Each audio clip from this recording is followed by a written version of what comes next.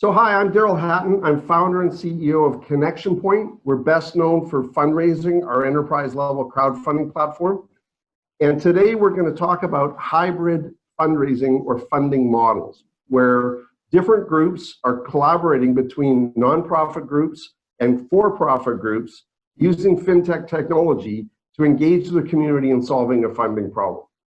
So I have with me Alex Lamb. Alex is how would you describe this kind of strategic marketer with Nature's Path Foods. We have Philippe Segur. Philippe is the operations guy who gets it all done at Harvest Project. And we have Alink from Alinker Corporation, who's a very interesting entrepreneur who's working on different parts of helping people with mobility and how that changes in our society. So what I'd like to do is, for the next little while, we're going to have about 7, 8, 9 minutes per speaker. We're going to talk about their stories. And then what I'd like to do at the end is we'll have a chance, because we're pre-recording this, we'll have an room afterwards for Q&A, and I'll be there, and I believe some of the other speakers will be there to answer questions if you need to. So for this presentation, kind of sit back and let us tell you some very interesting stories about how fintech is changing the way we do business and changing the way we engage with the community. So what I'd like to do is, if you don't mind, could you kind of introduce yourself and tell us about your organization and what's special about it and what you do there? Thank you, Daryl.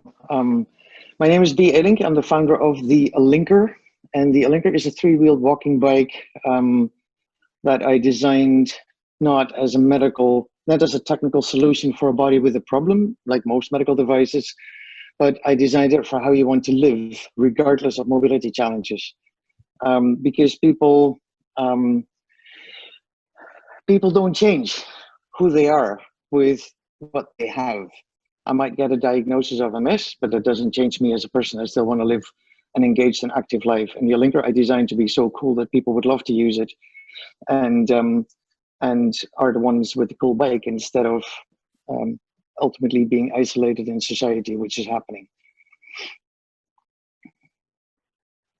So tell me about the project. I mean, we're working together, and you have a community that is challenged around mobility, and because of those mobility challenges, is frequently challenged financially in their ability to kind of change their lives. They may have been disadvantaged for quite a while because of that.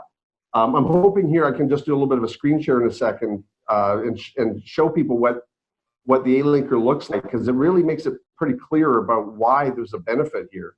But if you could tell a little bit about the project and how you're using financial technology to change the way your customers interact with you and the way you interact with your community. There's that radical generosity idea, I think, is really worth getting out there. Well, it starts with that I don't see problems ever. I see problems as symptoms of a system that is not designed for us. Like we always talk about healthcare, but we actually don't have a healthcare system. We have a sick care system that makes money over the back of people and is mostly focused on medicating. So if you have a product that is not a medical device because it is designed for how you want to live, active and engaged, regardless of mobility challenges, then trying to, like in the beginning, I was exploring, like, how do I sell this? And is it a medical device? And how do you certify and all that stuff? And I found out a lot about that world that is really not designed for the well-being of people. Like, you lose your agency if you have to go through an assessment, and if people, if those organizations or insurance companies try to determine what is good for you. If I were to sell, now we're selling for $2,500 roughly Canadian. If I were to sell this through the medical channels as a certified dealers, I would have to sell it for $5,000–6,000 or something, and that is not in the benefit of my customers. And I was like, instead of trying to fix problems, I don't believe in problems because they're systemic. The system is designed to make money over sick people, so it doesn't want to be fixed. The system is already very successful, just not designed for our well-being. So why try to fix it? Let's do something completely different. If I've learned anything more important than anything else in the years that I've done the Alinker, now 7 years, is that people get isolated. isolation is a bigger problem than any of the symptoms that people might live with, physical symptoms of diseases or the aftermath of a stroke or an accident. So if people are isolated, we need to create a community that people are acknowledged, seen, heard, and can come together. What better place to do that than in a crowdfunding campaign? So often we created an integrated crowdfunding platform. I mean, you started talking to me some 3 years ago or something about how we can do this. Can we integrate that in the website? Can we provide that as a way in our community to start having people tell their stories? Because this is the essence. People don't ask for money to get on Alinker. People share their stories. 20% of us somewhere in our lives has disabilities. So if we, that's 1 out of 5. If we pretend that's not existing and we isolate those people, actually we make it a little like quite scary for ourselves, you know, and we can't think about that. It's uncomfortable to think about disabilities and stuff because it's not a nice world to look forward to as we are now, people being isolated and stuff. So there's the Alinker. Yeah. So we've created, what we've done in the last year, it started picking up momentum when Selma Blair used the Alinker and posted herself on Instagram. Yeah. And then I was like, this is a great moment to really amplify the campaigns. And since July last year, we have completed 122 campaigns, 122 people that could never afford a Alinker and who have, with the campaigns, completed their individual campaigns and have now an Alinker. And that means they've got their agency back, they've got their life back, they're seen, heard, they're part of the Alinker family. We've got a very active online platform. People have a place to belong. And then I got all sorts of questions of people that wanted to donate more, corporate sponsors. And I was like, oh, interesting. So we created a collective campaign. And a collective campaign is a sort of bucket campaign where sponsors can have their name on. That's the new one that we're going to launch on the 21st of July. We had a bit of a break during COVID, but this is the one during launching on the 21st of July. What you see now is a lot of the campaigns before and after people that did their campaigns. This one is sponsored by CEO and Tandem. And it explains everything about the individual campaigns. With the bucket campaign, then, we can start off all the individual campaigns with $1,000 head start. It's in US dollars now, the platform.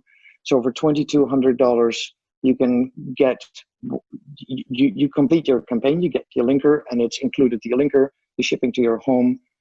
We employ Alinker users to engage with you to help you build the campaign, because it's not everybody is as computer savvy to do that. So we employ Alinker users to work with the campaigners to set up their campaigns, to do customer service and all that stuff. So there's the one campaign that feeds many individual campaigns. And this is the one campaign that is successful, that is live right now. And this is how the radical... You've had a lot of success. I was just on the website here, I was just going to quickly look and see, you know, one of the things with the financial technology, it's embedded in your website to let customers or your community members here crowdfund to support their own project. And so here we're showing all the different individual campaigns that you've had where people have successfully acquired their Alinker with the help of the community. This is not from, they're not really buying it for them, they're buying it with them, aren't they? They're really helping support that change. And the crux of the success of this platform is that people on disability cannot make any money. So they generally cannot crowdfund. Somebody has to crowdfund for them. So what we do is that people don't handle money. We complete a campaign, the money goes to the Alinker, and then we ship the Alinker to them the moment the campaign is completed. So they do not need to handle money, so they don't lose their disability, they're not penalized on social welfare or whatever they might be on. And that's, I think, the crux that made this whole platform work. Right, right. People share their stories. It's very educational. It's like, oh my God, that's happening when you get a diagnosis of MS. It's really quite profound. Right. So, you know, at one point, I think of this as collaborative commerce. that you've got people that are working together to help buy something, which is why this part of the technology is called CocoPay. But you know, you told me at one point that there's some ups and downs to this, that it's actually been not necessarily financially a huge win at all. It's about the difference in the way you're working with the community. And we sometimes love to think of fintech as, oh, it's going to make everything easier in some ways. But in your case, this is about not necessarily the financial, but the overall holistic, how you're dealing with your community, right? Mm-hmm. Can you, I've just said too much, but can you comment on that a little bit? Well, as I said, I'm like, let me put it this way. I think of the Alinker, it's not about the bike. It's a vehicle for social change, and we need social change. We need a community that shows up for each other, that just doesn't measure in money alone. So if we show up for each other, and that doesn't cost any money, just showing up for each other, seeing and hearing and acknowledging each other is what makes a life's difference. Right. So a community, like once those people have done the campaigns, most of those people are super actively engaged with us. We've got 4 of the previous campaigns that are now employed with us. Wow. Wow. I mean, the impact of that is incredible, of course. The impact on society as well, if you measure in money, then having somebody who used to be on disability now on the Alinker payroll, we pay living wages, not minimum wage, but living wages. All of us, also including myself, we all have the same living wage, which is calculated by MIT and stuff, and it depends on the constellation of your family. If you have dependents, children, you get more, the hourly wage is higher, etc., etc. So the difference, if I hire somebody who has MS and was on disability, imagine the benefits to society of that. And I truly believe that people are not disabled. People might live with mobility challenges, but we as a society, as we are operating right now, we disable people. Right. People are not disabled, but we disable them by how we are set up in our world. I, as an employer, can hire people that use Alinkers, and generally they live with all sorts of mobility challenges, chronic illnesses and whatever. I just need to see them for who they are and where they can flourish. Like I'd like to work in a place where I can flourish, and it is not a 9-to-5 job. And so if employers and employees can work together in the purpose of what we do. Well, I think that's one of the areas that you are leading. I put your homepage back up here because I wanted to show everyone that the UN global initiatives on so many different ways of changing the world, these are the different areas that your program impacts. And I think that you're an innovative company, both in the way you approach your technology and the way you approach your customer and your community, and then the way you're giving back to the world, or at least measuring the impact of the world. This is a business trend that will continue, and being B Corps is a big deal. So really appreciate you talking about that. Thank you. Any last word before we go? Ultimately, I don't believe in systems change. I just believe in that I want to create a world that I like to live in more than the world that I see out there. So I'm just taking myself, like, I want to create the world that I want to live in. That's what I'm doing. I love hanging out with my customers and Alinker users. It's fantastic. Yeah, me too. Which is, I get to hang out with you guys.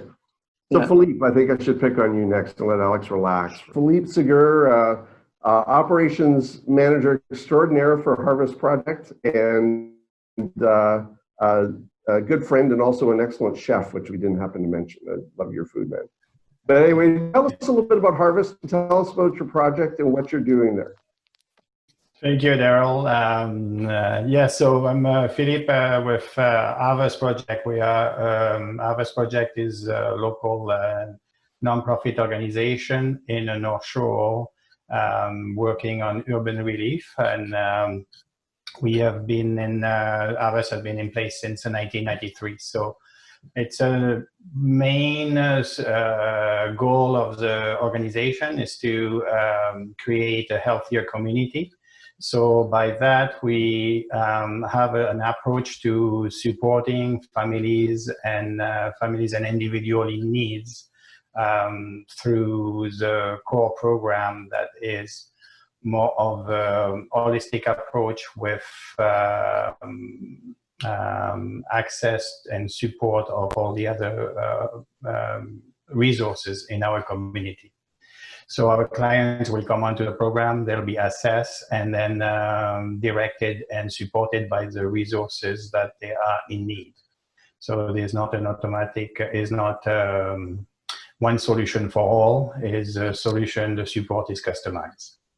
So my position with Harvest, I'm the support program coordinator, running the food distribution and clothing distribution as well. And with that come a load of volunteers. We have close to 150 weekly volunteers participating in the delivery of all the different programs in the North Shore area.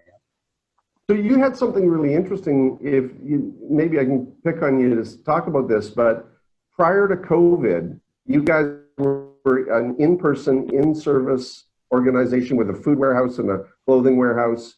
What happened when COVID hit? Well, right away, over 80% of our volunteer base was over 50 years old. So a lot of them immediately isolated and declined coming into the building. So we were moving towards the closing as well. So that kind of was a quick exit for us. But that meant that our clients that are on a monthly appointment base to receive their grocery through our grocery store, they do their own grocery shop. All of those clients that had an appointment for that first week of closing down were left a little bit in limbo because we couldn't do it anymore. The previous week, we had, as a staff, 3 staff members and myself had processed groceries appointments. So did the grocery for the client, packed them, delivered them. That was a long week. We had, 6 days of 7 in the morning to 7, 8 o'clock at night. And that was, we did it, but that was to help us to support just the current clients that we had. So at the end of that week, we knew that physically things were getting worse with the access to volunteers with the COVID guidelines. So right away, we knew that we couldn't keep on operating the way we were operating. And if we wanted to still, deliver some services, we had to think of something new. So in the next, I think it was 45 days from the time that you started this, you figured out how to take yourself completely online. I know you're continuing to build the program, but I think you were up and running like 45 days. So if you imagine as a small business, because you guys are a small nonprofit, you pivoted in less than 2 months from a completely physical delivery of service to a completely online delivery of service. On the way you involve partners in the community, new fintech capabilities for doing that kind of thing. That's a pretty amazing story about how quickly we were able to respond. Really amazed because on March 20th, we'll always remember, that's embedded in us with at 6 o'clock at night on a Friday. We kind of shut down the organization, and as we were walking out of the door, we had agreed with 2 other staff members, our executive director and development officer, to come back over the weekend to plan a strategy to see if we could actually save the organization. So over the weekend, we came up with a strategy that we had been kind of planning for 2 to 3 years down the road, a gift card. So actually putting money into people's hands to be able to have access to healthy and nutritious food right at the front of the line with dignity and respect. So that was an opportunity for us to really test it. We had, so we scraped the bottom of the drawers and had about $6,000 worth of gift cards between different grocery stores and businesses in the community. So that covered the first week of appointments, scheduled appointments. So on a Monday, we launched this process, but at the same time, we knew that it could be just a 1 week long project if we didn't find substitute ways of raising money. So right away, we had a talk and finding different ways, and having been familiarized with the platform, with FundRazr platform, we contacted Daryl and kind of bounced some ideas. And one of my my vision was to really come up from the bottom, from the community, instead of going from the top down to the community and as a community, was to actually infiltrate the community. And by doing so, the path was to really connect with what has a food chain distribution in place. So for us at our community level is a grocery store. So instantly we knew that we could piggyback on those processes. If we were able to raise funds, we could purchase gift cards from the different grocery stores and smaller business as well, and then distribute them to our clients so they could go to the store or they could have access to the food. So the key was to remove the barrier to the access to food. So in this case, all the grocery stores and other smaller business have systems in place to deliver food. So, order online, deliver food. So none of our clients, that whatever they were dealing with, whether they're dealing with mobility issues, anxieties with, being in public, going out, they still have the possibility to have food on their table. And as we all know, if the first thing you do in the morning is worrying about what your next meal is going to be, there is no major plan in your life to do but that one first. So as soon as you relieve, we know that as soon as you relieve this stress and give that peace to the individual, then the individual is also able to work with our counselors and coaches to move forward and set goals and move forward. So that's the goal of our. So I think one of the things that you did that was brilliant is, as a nonprofit, you reached out to the community, the businesses in the community in the food delivery sector.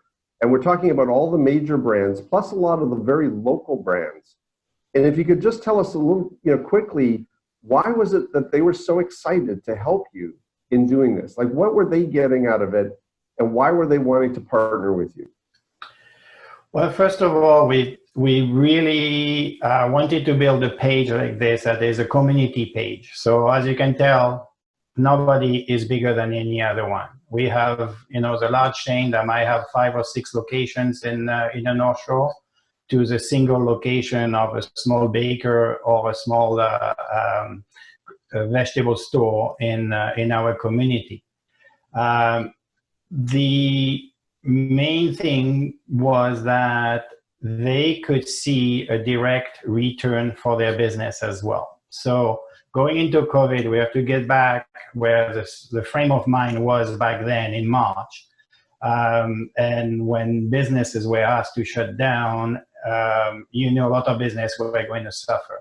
So we wanted to have a page, a system that would also help the businesses, because we know that through the work we do in a community and supporting the 250 plus individuals and families in the North Shore, we know some of those clients of ours are staff or work in small businesses like this.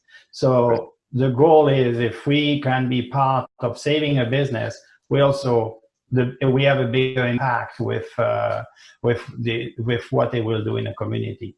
So Combined with the online, we also did a till, a combination of the till fundraising as well, which was to allow residents and people in a community that don't have access to the internet or are not comfortable. We have a lot of seniors that are not comfortable sharing their credit card information, but they want to participate. So that brought the whole community together from the online piece to the physical piece in a store. Cool. Well, there's a lot more about, what we didn't really cover is how you're using technology in there. And there's a key component where each of those different businesses has a campaign that's supporting you. But I need to kind of keep it constrained for our promise for this. But it was very innovative the way you got them involved in running campaigns to support you. And I think if I can put a label on it, I think that this idea of the businesses collaborating with charity and vice versa is a very big trend that we're starting to see going forward. And we're going to go to Alex in a sec here and talk to her about hers, because I think she's the flip side of what you did. You are a charitable group and you're enrolling multiple businesses to support you in your growth. And Alex, who's the very creative strategic marketing mind that's helped come up with, now you call it engagement strategist? I should let you talk for yourself here. But let me introduce, Philippe, thanks.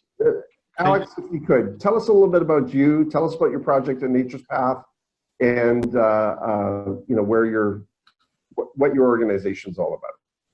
For sure. Well, just to start with an introduction to Nature's Path for anyone who's unfamiliar with our product, we're actually the largest privately owned and certified organic breakfast food manufacturer in North America. And all over the world, our cereal and granola products can actually be found from Mexico to Asia to the United Kingdom. So pretty broad reach for a humble little Vancouver born and bred organic food company. Even to this day, 35 years on, we're a fully family-owned company, which is amazing because that's really reflected in our values and everything that we do, from product development and making sure that we're holding true to our standards of organic food production, as well as that sense of leadership that we've had for the last 3.5 decades, from taking organic foods from a single aisle in the grocery store to an entire global movement, essentially, for cleaner, healthier food to support both people and planet. Part of that family-owned mentality really rippled through our give back programs like Be Well, Do Good, because our founding family, the Stevens, are in a position now of being able to pledge upwards of $2.5 million worth of food to food bank partners across North America for just the calendar year of 2020. So that's a significant increase of more than doubling essentially our annual commitment, which is $1 million worth of food. And through Eat Well Do Good, our goal is to essentially raise 1/5 of that, or the equivalent of 1 million empty bowls filled with healthy organic food by World Food Day, which is on October 16th of this year. So my role in the entire organization as Experiential Strategist is I work across all 4 of our brands, including Nature's Path, Love Crunch, K-Papa, and EnviroKids, to do essentially event-based marketing. But of course, with COVID this year, events are not really something that we're investing very heavily into. But with that comes a reimagining of ways that we can engage with our consumers on a much more individual level, focusing on quality over quantity. So being able to surprise and delight and reach out to consumers that have really special stories around how they engage with our brands. And of course, to deliver virtual experiences through digital and social media. Cool.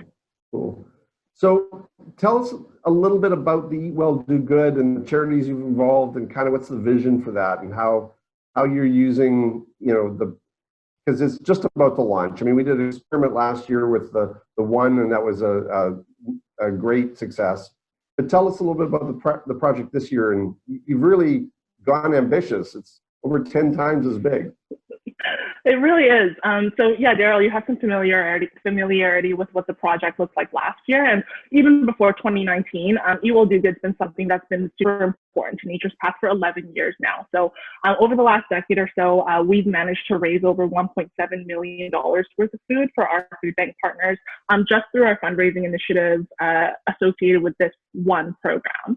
And really it ties back to what our true calling is in the world as an organic food provider, to provide the best tasting and most nutritious food possible to everyone, regardless of their socioeconomic background. So in 2019, to celebrate the 10th anniversary of Eat Well Do Good, we really blew it out of the water and started to layer in a digital fundraising component with our flagship partner at the time, who was the Greater Vancouver Food Bank, and one organization that we're still really, really proud to be in relationship with, and who continue to be part of this year's fundraiser too.